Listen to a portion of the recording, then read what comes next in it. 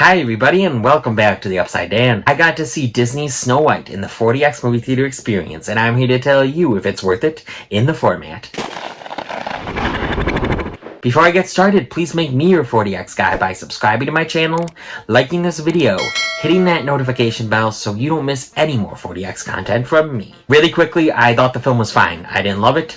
I didn't hate it. I think Rachel Zegler is incredible. Definitely a standout. She's a fantastic actress and a fantastic singer. I've always been a fan of hers. I look forward to seeing more from her. But how is it in 4DX? Right off the bat, it starts with a storybook of Snow White. Animals are messing around the book. They open the book. You feel something in your seat kind of rumble, kind of lightly tap as the book opens and the cover hits the other side, the table or ground or whatever they're on. Some of the standouts for the seat movements were definitely like the dwarfs and animals. When they're riding that minecart, it is a really fun time in the format. The seats are moving this way and this way. The seats are moving along really well with what's going on screen throughout the whole film, to be honest. There wasn't much that really stood out to me that I was like, that didn't match up at all, or that was too much or too little with what was going on screen. It's not an intense movie, so yes, maybe they could have went more intense with some of the minecart scenes, but it's not intense at all. But it's still really fun, and you're still feeling all of the movements in the seats. The dwarfs and the woodland creatures, they have a lot of slapstick humor, physical comedy. They're falling, jumping, bumping into each other. The dwarfs are mining, so you're kind of feeling that with each hit of the axe. The seat's kind of rocking a little bit, and you feel the massagers in the back of your seat. Snow White's running through the forest after the huntsman can't kill her, so he tells her to run into the forest. When the tree branches try to grab her, you're feeling the puffs of air at your neck and ears, and your ankles even. So there's bats in that forest scene that fly at her. The puffs of air are going crazy at your neck and ears with those bats. She falls and she rolls down the hill. You're feeling the massagers in the back of your seat with that, and you're feeling the seat jolt this way and that way. There's some horseback riding scenes. You're trotting along with the horse through the forest. The seats are also moving along with the singing and dancing, even like twirling that Snow White does. Seats are obviously always facing the screen,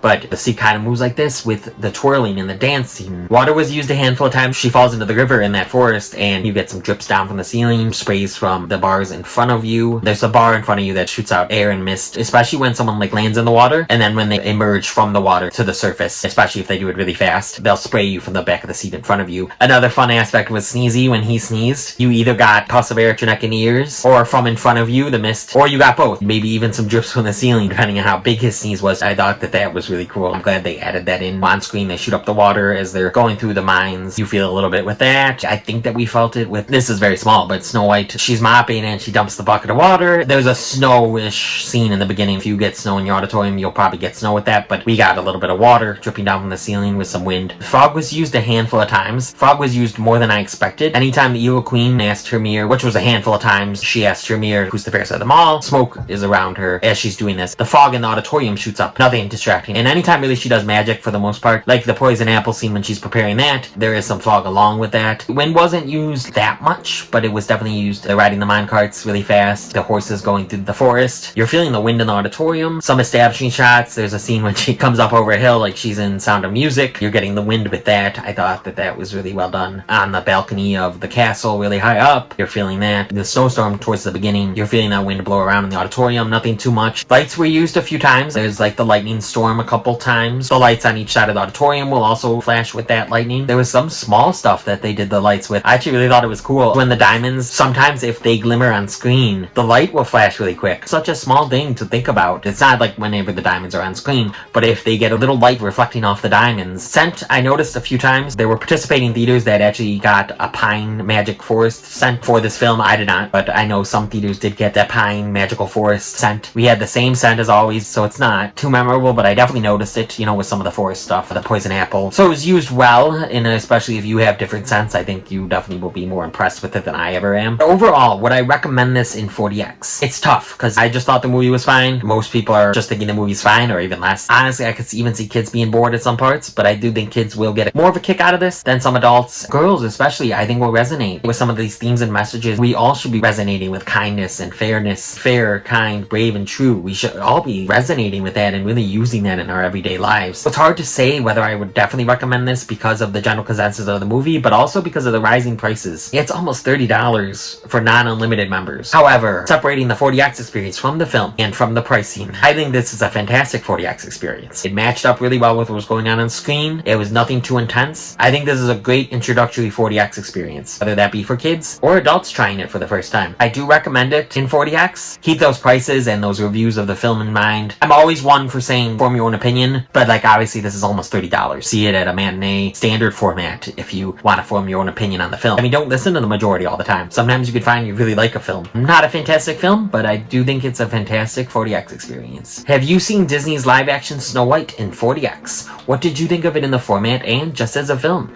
Let me know down in that comment section. If you liked what you've seen here and you want to see some more content from me, please click around here to see some other content from me. Please like this video, comment on this video, share this video with the movie fans in your life, hit that notification bell, subscribe, make me your 4DX guy, and come to the upside, Dan.